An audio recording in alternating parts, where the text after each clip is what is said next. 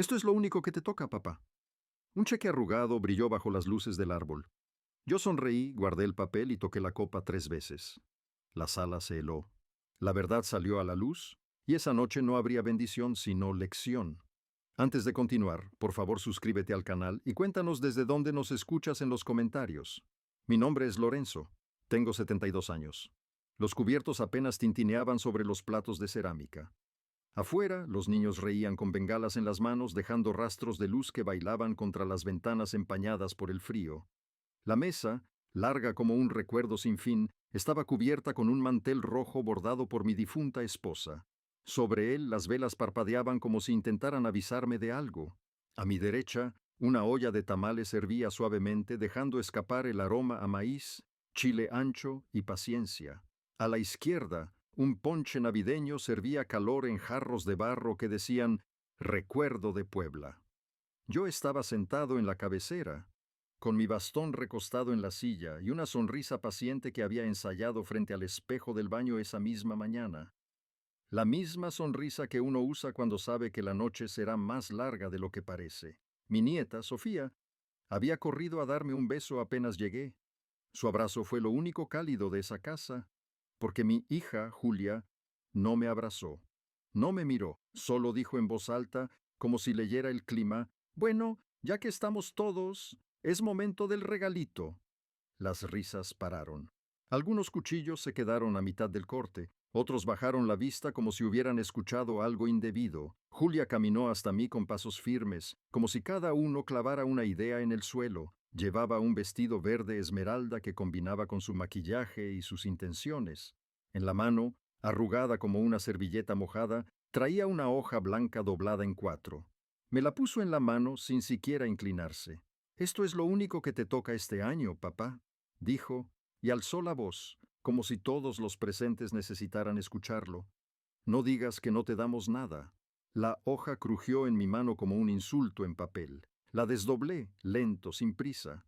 Era un cheque de 150 pesos, firmado con descuido, fechado con rencor. En el espacio de concepto escribió «Aportación familiar». Los invitados se quedaron en silencio.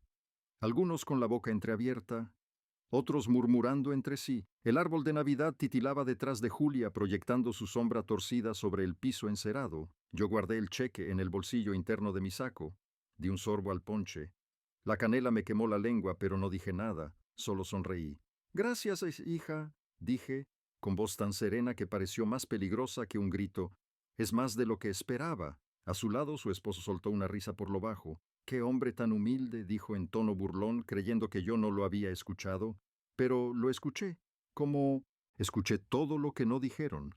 La cena siguió, torpe.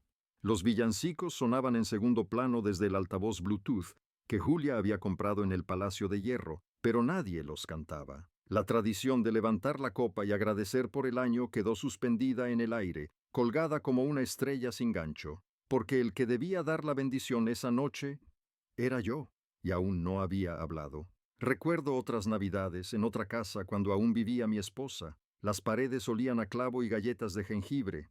Julia era apenas una adolescente con trenzas mal hechas y ojos enormes que me pedían permiso para abrir los regalos antes de tiempo. Yo trabajaba turnos dobles en la terminal de autobuses de Oriente y luego iba directo al mercado de Jamaica a comprar piñatas, luces y dulces. Una vez, vendí mi reloj Seiko para poder pagarle un teclado eléctrico, ese que terminó arrumbado en el closet antes de Reyes. Pero nunca dije nada, porque en ese entonces aún creía que el sacrificio era amor, que el dar sin esperar nada era suficiente. Pero esa noche entendí que el sacrificio sin respeto es servidumbre, y que hay silencios que deben romperse. «¿Estás bien, abuelito?», me preguntó Sofía desde el otro lado de la mesa. Su voz fue la única que cortó la tensión como un cuchillo afilado. Le sonreí, asentí, y le guiñé un ojo. «Perfectamente, hija. Esta cena está inolvidable». La ironía no le cayó bien a Julia. Apretó la servilleta con fuerza. Su esposo tosió para cambiar de tema. «Papá, ¿quieres decir unas palabras?», dijo Julia como quien lanza un reto, no una invitación. La miré largo. Vi en sus ojos ese brillo de quien cree tener el control, de quien piensa que el escenario le pertenece. «Después del postre», respondí, «primero que disfruten sus tamales». Y en silencio me serví otro. Mientras la familia trataba de fingir normalidad, yo ya lo tenía decidido. Esa noche no daría la bendición. Esa noche daría una lección. El aroma a canela, clavo y piña en almíbar seguía suspendido en el aire, pero para mí ya no era dulzura, era un eco de años pasados. Años en los que cada sacrificio que hice como padre parecía haber sido arrojado al mismo rincón donde ahora yacía mi dignidad. Entre los restos de papel de regalo, las envolturas brillantes que se acumulaban en el suelo y las sonrisas forzadas de quienes alguna vez llamé familia, el murmullo de las voces apenas se sostenía como una fachada frágil, como si todos supieran que algo estaba a punto de romperse. Después del plato fuerte, Julia apareció con el postre como si nada hubiera pasado. Traía una bandeja de flanes caseros, servidos en platos de cerámica azul con borde blanco, iguales a los que había en la casa de mi madre cuando yo era niño. Cada flan estaba decorado con caramelo líquido que brillaba bajo la luz amarillenta del comedor, pero a mí me supo amargo desde el primer vistazo. Había dulzura en la mesa, sí, pero no en el aire, no en los corazones.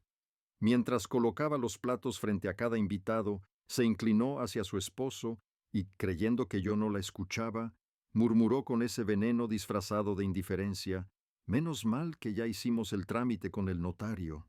«¿El testamento?», respondió él con un gesto breve, apenas un movimiento de labios que no alcanzó a ocultar la burla. «Ese viejo ya no tiene nada que decir». Ese viejo, así me llamaban, creyendo que el peso de mis años me había robado el oído como si la vejez significara sordera de espíritu, pero escuchaba, siempre escuché, y había escuchado más de lo que ellos podían imaginar. Recordaba con precisión quirúrgica aquella llamada de 3 meses atrás, una llamada que no colgaron bien. Escuché la voz de mi hija, impaciente, calculadora. «Si no firmas ahora, se lo va a dejar todo a esa sobrina suya, la que vive en Guadalajara». Y la respuesta de su esposo, fría como hielo recién roto: «¿Y si lo hace? Por eso hicimos la firma falsa, amor. Ya está. Lo convencimos con la copia falsa del acta. No puede cambiar nada». Esas palabras quedaron grabadas no solo en la cinta de mi vieja línea fija en Puebla, sino también en mi memoria como fuego marcado a hierro. Ellos no lo sabían. No recordaban que desde que mi esposa enfermó, yo había instalado un sistema de grabación en la línea telefónica. Una precaución contra los descuidos de enfermeras, contra doctores apresurados y, al final, contra mis propios hijos. Esa llamada quedó registrada. Y no fue la única. También tenía la reunión que sostuvieron con el abogado en un café frente al registro público, donde con sorbos de capuchino y migas de pan dulce planearon presentar una revocación de poder con una firma falsificada. Creían que era un juego, que un papel podía borrar décadas de trabajo, que un garabato podía reescribir mi historia. No reaccioné en ese momento, no llamé a nadie. Guardé silencio. Guardé la grabación, la copié en una memoria USB y la llevé con calma hasta la notaría del centro. Allí, un viejo amigo de mis años de servicio en el ayuntamiento me escuchó. Creyó en mi palabra porque sabía quién había sido yo y lo que me había costado cada ladrillo de mi vida. Me ayudó a iniciar el proceso legal que ellos jamás sospecharon, y no dije nada, porque hay venganzas que no se anuncian, se sirven lentamente, como el ponche caliente que espera en el fogón, dejando que las frutas suelten su sabor gota a gota, mientras los demás charlaban de cualquier cosa que no incluyera la palabra padre. Escuché cómo reían de anécdotas ajenas, cómo fingían normalidad. En ese murmullo se abrió la puerta, y ahí estaba ella, Marta.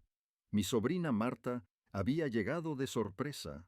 Llevaba un vestido azul marino que resaltaba el tono claro de su piel y un abrigo de lana aún impregnado del olor a carretera. Había conducido desde Guadalajara solo para estar conmigo esa noche. Cuando me abrazó, sentí que aún había un rincón de afecto verdadero en esta familia. Su perfume era sencillo como jabón de lavandería, pero para mí fue más reconfortante que todo el lujo falso de Julia. «Perdón por llegar tarde, tío», me susurró con voz cansada pero cálida. El tráfico en la autopista estaba infernal. Julia la miró de arriba a abajo con desdén, como si su sola presencia le arruinara la coreografía que había planeado para esa noche. «¿Tú la invitaste?», me lanzó, con un tono más frío que una gelatina olvidada en el refrigerador. «Claro, ella es parte de la familia», respondí sin apartar la vista de mi plato. Marta se sentó a mi lado. Su cercanía me devolvía fuerza. Los demás hicieron espacio como pudieron, pero la incomodidad era palpable. Julia respiró hondo, tomó la palabra y, como siempre, buscó adueñarse de la escena. Bueno, antes de que el abuelo diga unas palabras, quiero agradecerles por venir esta noche. La familia lo es todo y... Hizo una pausa dramática que parecía ensayada frente al espejo. Todos debemos aprender a ceder un poco por el bien común. Ceder.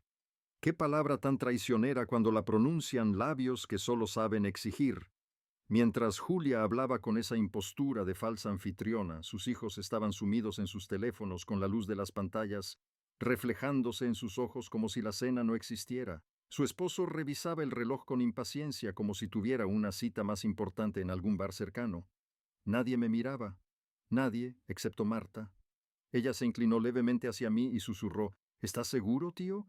¿Vas a hacerlo esta noche? Yo respiré profundo. Sabía que esa pregunta llevaba meses flotando entre nosotros. Sí, es el momento. Me puse de pie con calma. Mis rodillas crujieron, pero no temblaron. Tomé la copa de cristal tallado que descansaba frente a mí y le di un golpecito con la cuchara. 3 toques, uno por cada década que sacrifiqué por ellos. El sonido claro se elevó sobre el murmullo y todos voltearon.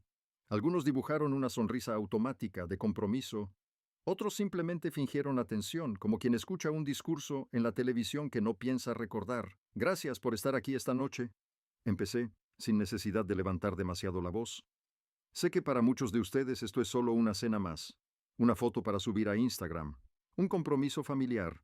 Vi cómo Julia se cruzaba de brazos incómoda como si la hubiera descubierto frente al espejo. Para mí, esta noche es diferente. Esta noche marca el final de algo y el comienzo de otra cosa. Hice una pausa. Saboreé el silencio que de pronto se volvió más espeso que el aire cargado de especias. Luego giré hacia Marta. Ella asintió en silencio, metió la mano en su bolso y me entregó un sobre blanco, sellado con un timbre rojo del Juzgado Segundo Civil de Puebla.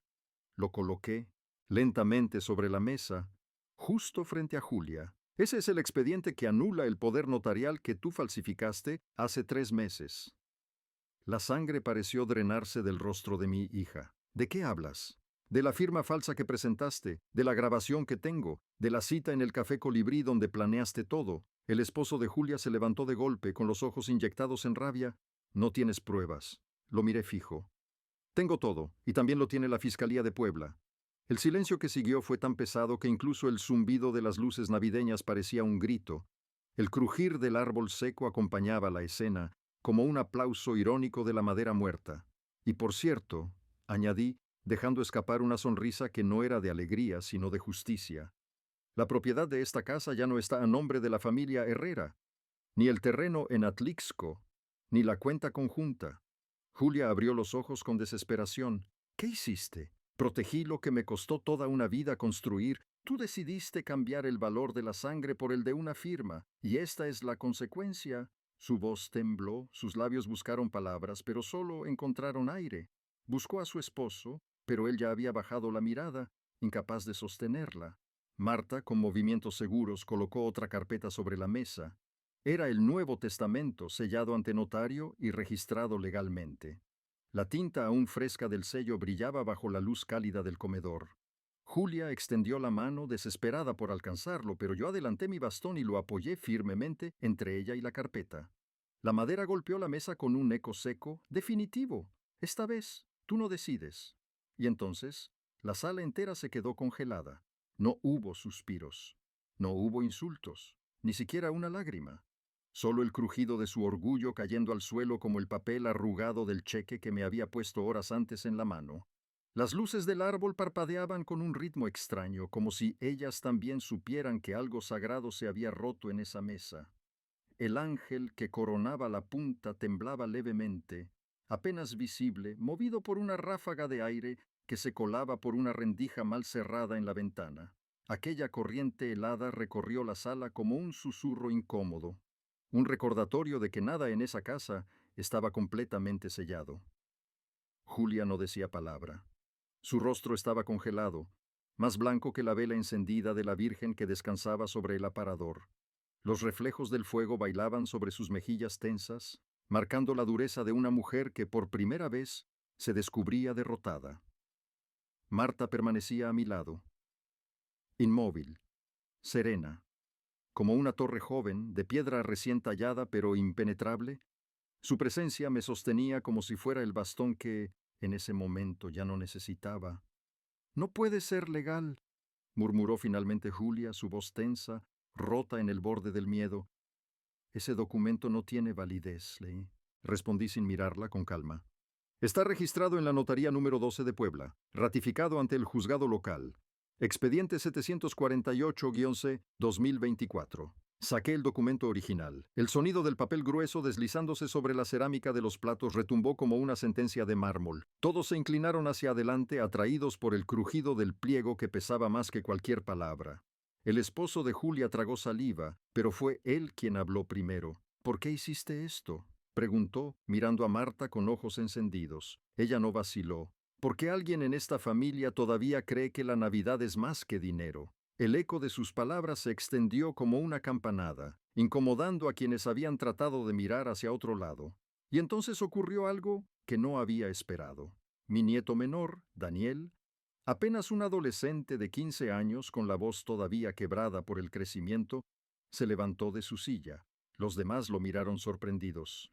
Él, sin titubear, me miró directamente a los ojos. «Abuelo, ¿es cierto que mamá falsificó tu firma?». La voz de Julia se alzó como un látigo. «Daniel, siéntate, no tienes idea de lo que estás diciendo». Pero el muchacho no se movió. «Sí tengo idea», dijo firme. «Yo escuché cuando hablaban de eso en la cocina. Dijiste que ya estaba arreglado, que el viejo no se enteraría jamás». Las palabras de Daniel no fueron solo un testimonio, fueron un cuchillo que atravesó el aire cargado de canela y clavo. La inocencia de su voz resultaba más punzante que cualquier acusación legal. En la sala, algunos bajaron la cabeza. Otros simplemente dejaron de respirar. Julia se giró hacia mí con los ojos inyectados en rabia. «¿Ahora me humillas frente a mis hijos? En Nochebuena no necesité levantar la voz. Tú lo hiciste sola, hija.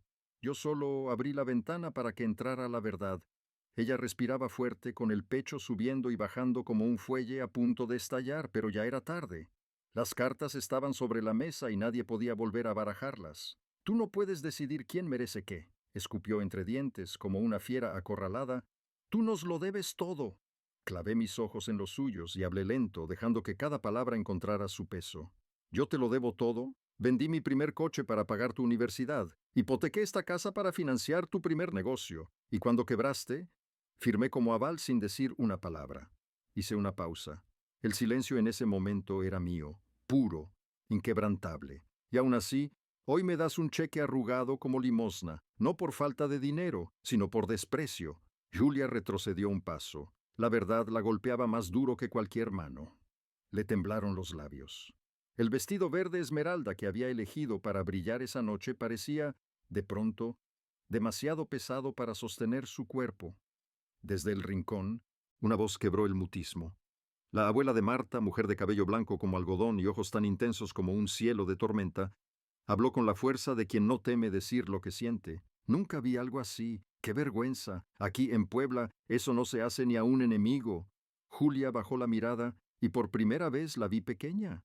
Entonces Marta, con la firmeza de quien carga un propósito mayor, colocó otro sobre la mesa. Este era más delgado, pero su presencia se sintió como un mazo. «Este es el documento de transferencia de propiedad del terreno en Atlixco. A partir de hoy pasa a nombre de la Fundación de Becas Comunitarias Elvia Cruz, en memoria de la abuela». Los presentes se miraron entre sí. Hubo sorpresa, incredulidad, pero también un destello de respeto, como si, en medio de la ruina, alguien hubiera encendido una luz verdadera. «¿Renunciaste a todo?», preguntó Julia con la voz reducida a un susurro quebradizo. «No, te lo quité a ti», respondí sin titubear. «Y se lo di a quienes entienden lo que es el valor de un legado». Mi nieta Sofía, con apenas 12 años, bajó la mirada a su plato. Sus manitas temblaban sobre el tenedor. No sabía si debía sonreír o llorar, quizás ambas cosas a la vez. Entonces saqué algo más del saco. No era un documento, no era un cheque, no era un arma de poder, era solo una fotografía, vieja, descolorida, en blanco y negro. En ella, Julia con 6 años, sentada sobre mis hombros durante una posada. En sus manos sostenía una estrella de papel maché, y en su rostro brillaba una sonrisa tan pura que parecía prestada de otro mundo. La coloqué frente a ella, no para acusar, no para herir, sino para recordarle. Esta era la niña que crié. No sé en qué momento la perdiste, pero esta noche, al menos yo, recuperé mi dignidad. Las palabras quedaron flotando. Nadie se atrevió a responder. Ni una tos, ni un suspiro. El aire era un espejo y cada quien veía en él la parte que le correspondía. Un cohete explotó a lo lejos. Después, otro. El eco de la pólvora iluminaba la ciudad en destellos que atravesaban los vidrios. Y mientras las luces de colores pintaban la noche, por primera vez en años, me sentí libre. El sonido seco de los fuegos artificiales rebotaba contra los muros de la casa como tambores de juicio.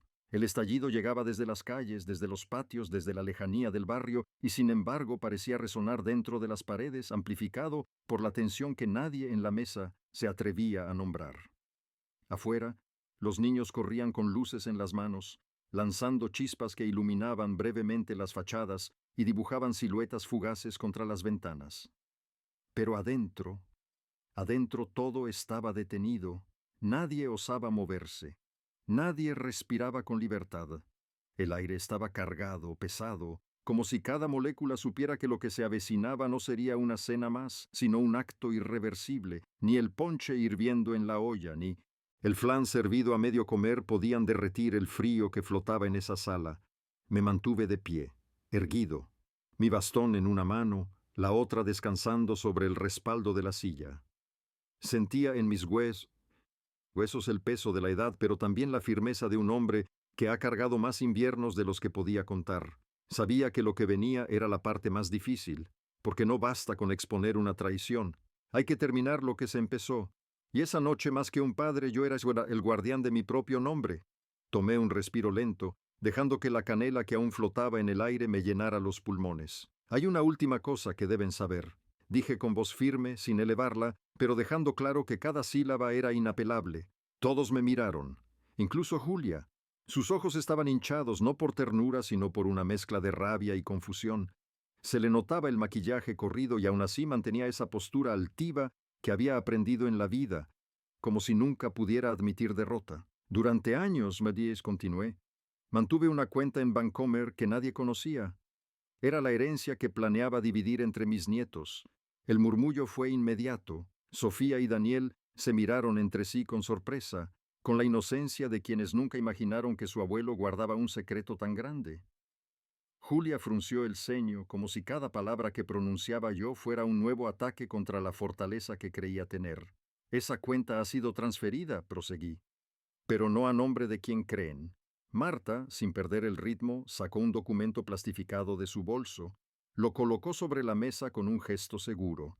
Era una escritura pública, Registro Mercantil, número 9128-B, firmada y sellada por la Notaría número 12 de Puebla.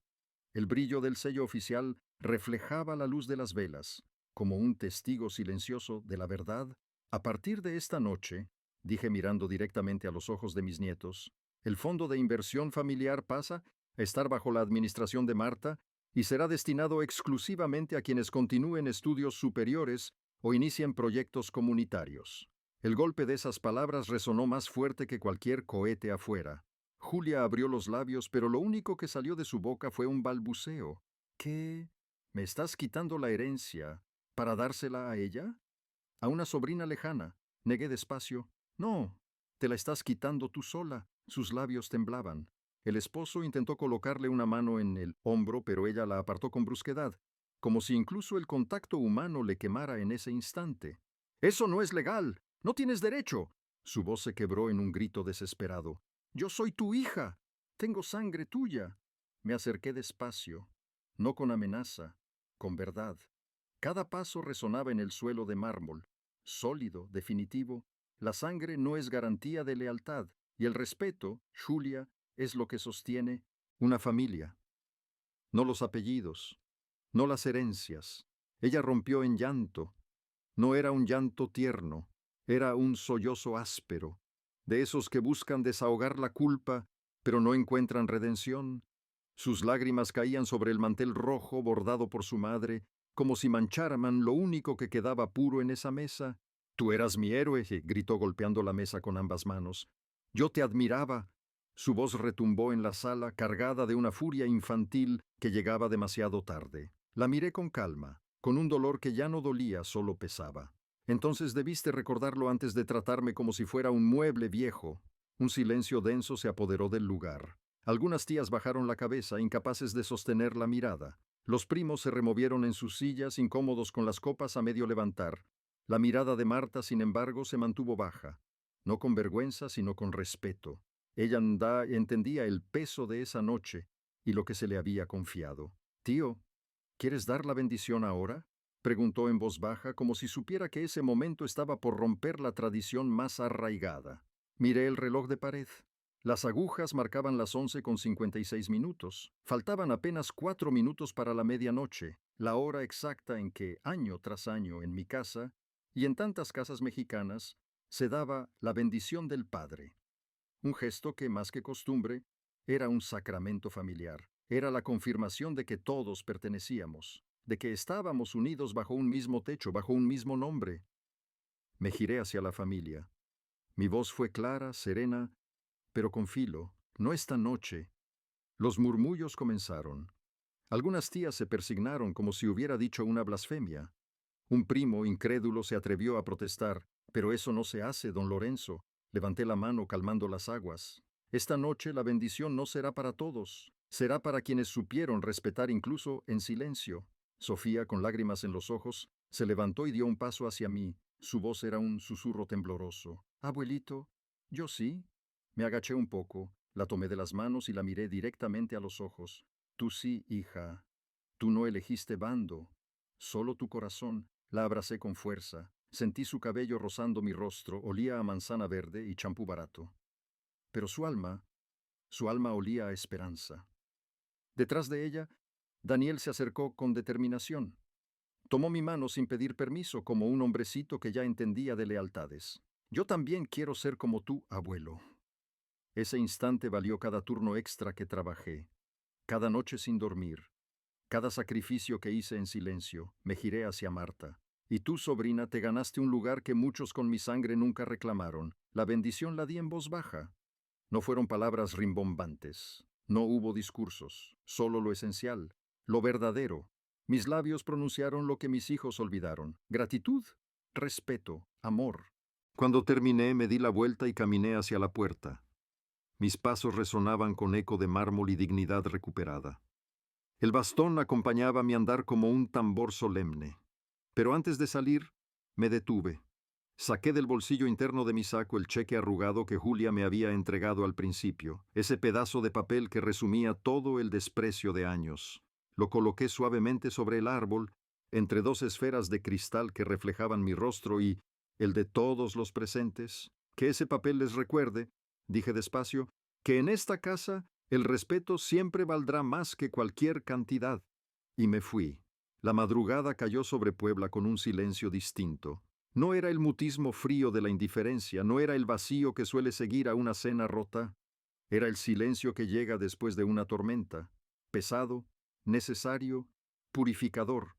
Las calles estaban mojadas, la lluvia ligera había lavado el polvo del asfalto y ahora los charcos reflejaban las luces navideñas que aún parpadeaban en algunas casas vecinas. Caminé lento hacia el portón, dejando que mi bastón marcara el ritmo de cada paso. Un ritmo pausado, firme. Cada golpe contra el suelo sonaba más liviano que el anterior, como si con cada movimiento mi cuerpo soltara años de carga. Marta me alcanzó antes de que cruzara la reja. Su abrigo azul se agitaba con el viento fresco de la madrugada. «Tío, si quieres te llevo a casa». Me detuve y la miré. Sus ojos brillaban no solo por la luz que se escapaba de la sala, sino por la convicción que llevaba dentro. «Gracias, hija, le respondí con suavidad. «Pero esta noche quiero caminar un poco, que mis pies recuerden lo que hizo mi corazón». Ella asintió despacio, y en sus ojos vi algo más fuerte que el perdón. Vi futuro, vi la certeza de que lo que había hecho esa noche no se perdería entre los murmullos, sino que crecería como semilla. Al día siguiente, la noticia ya había corrido por el grupo de WhatsApp de la familia. Los mensajes se acumulaban, algunos con signos de interrogación, otros con emojis de sorpresa. Algunos no podían creerlo, otros en voz baja aplaudían la decisión. Lo más curioso fue la cantidad de primos, sobrinos y hasta cuñados que de repente empezaron a escribirme con cariño, llamándome tío querido, como si acabaran de recordar que aún estoy vivo.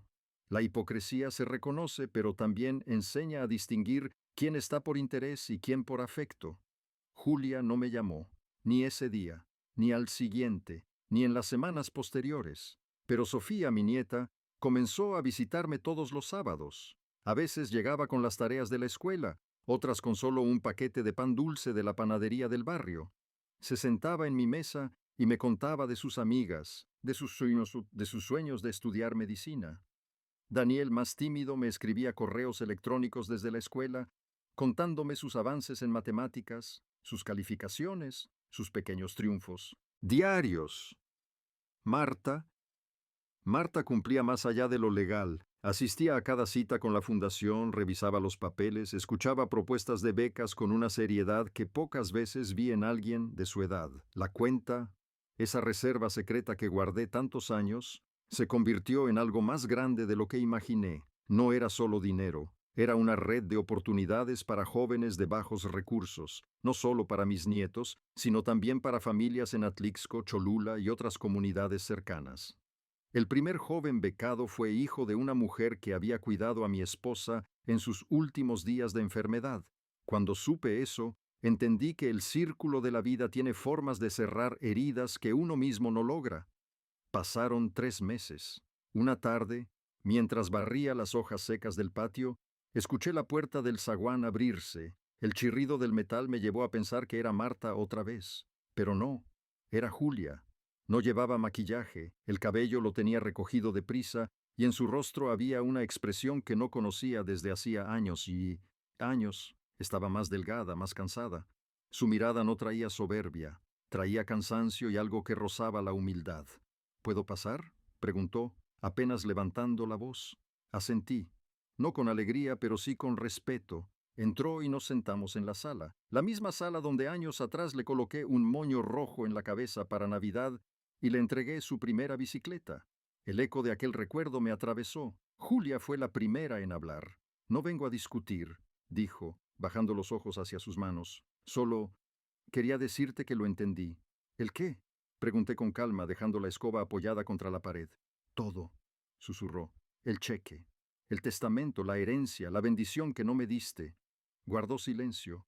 Sus dedos jugueteaban entre sí, como si buscaran palabras escondidas en la piel.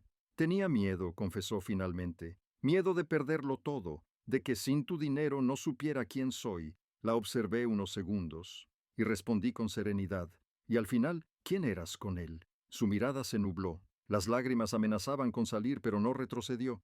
Una persona que pensaba que merecer es lo mismo que tener derecho. No dijimos nada más. Nos quedamos callados, pero por primera vez el silencio no fue enemigo. Fue un descanso, un espacio donde las palabras no estorbaban. ¿Hay algo que quieras ahora?, le pregunté, después de unos minutos. Julia negó con la cabeza. Solo quería decirte que si alguna vez decides darme tu bendición, esta vez sabré valorarla. Me puse de pie. Caminé hasta el ropero de la esquina. De allí saqué una caja de cartón un poco gastada. La abrí. Dentro estaba el álbum de fotos familiar, el de verdad, el de papel, con huellas de chocolate en algunas páginas, esquinas dobladas y fechas escritas con pluma azul. Lo coloqué sobre la mesa y pasé las hojas hasta detenerme en una foto. Se la mostré. Era ella, Julia, con apenas 8 años, en la playa de Acapulco, con un coco en la mano y un collar de flores falsas en el cuello. Su sonrisa era amplia, inocente, de esas que iluminan la arena más que el sol. La niña de esta foto no se perdió, le dije. Solo se extravió un tiempo. Julia rompió en llanto. Pero esas lágrimas no eran de vergüenza, eran de memoria, de volver a encontrarse con esa versión de sí misma que había olvidado. Esa noche, antes de que se fuera, se detuvo en la puerta. Me miró directo a los ojos. ¿Puedo darte un abrazo? Abrí los brazos, y mientras la rodeaba con los míos, susurré al oído, esta vez sin condiciones. No restauré el testamento, no lo consideré necesario, porque a veces la verdadera herencia no está en los bienes, sino en lo que dejamos dentro de quienes nos rodean. El año siguiente, durante la cena de Navidad, Marta fue quien dio la bendición. Su voz era firme, clara, respetuosa. Todos la escucharon, todos la aceptaron. Julia aplaudió con sinceridad. Sofía se levantó a abrazarla. Daniel grabó el momento en video diciendo que quería recordarlo para siempre. Yo solo observé desde mi lugar, tranquilo, en paz, porque esa noche no hubo cheques arrugados, no hubo palabras falsas, solo velas encendidas, platos limpios y corazones que, al fin, entendieron lo que vale una Navidad con dignidad. Si te gustó esta historia, dale like al video, suscríbete al canal y comparte tus pensamientos en los comentarios.